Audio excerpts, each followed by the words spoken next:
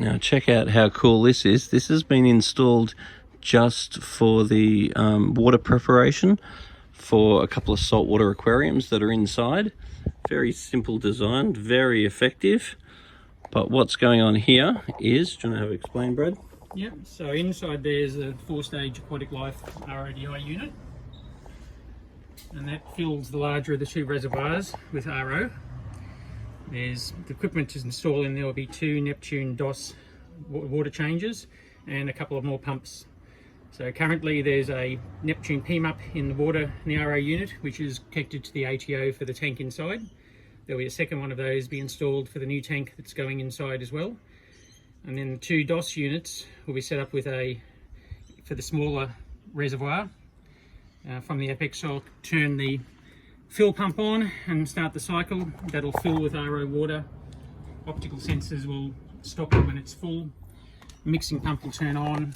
I'll put in the required amount of salt, let it mix, and then I'll trigger the automatic water changes for the 2 tanks, which will do about 30 litres in the top tank and about 60 litres in the bottom tank. And is that going to be automatic? Yeah. Yeah, wow. And then it's going to pump itself out. Yep, so that'll run dry there. The DOS heads are very accurate in their calibration, so I'll be able to run that pretty well down to the bottom. And then once it's finished, the fill pump will trigger to put some RO water back into the mixing station so it doesn't dry out until next time. And how often is that going to happen?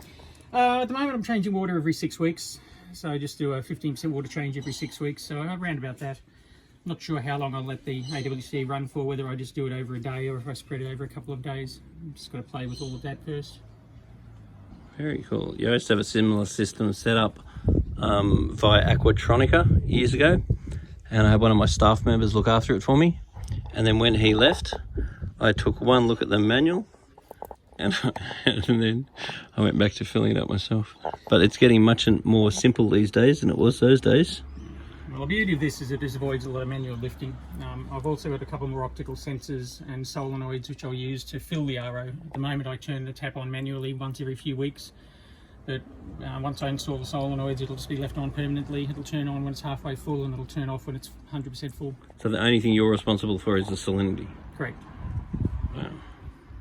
And checking the RO cartridges, checking the TDS. Yep. I've got a 2 ATDS monitor at the moment. I'll be putting in a second one of those either side of the RO membrane so that I can, with a second solenoid for a flush cycle. So that. And do they alarm or anything, or you just got to check them to check the TDS isn't coming up so you know when to replace the cartridges on the RO? Yeah, that's manual. At the moment there's no real way I can get an alarm or anything off that. But that's something that'll happen once every year or so. So it's hardly an issue. Unreal. Cool, man.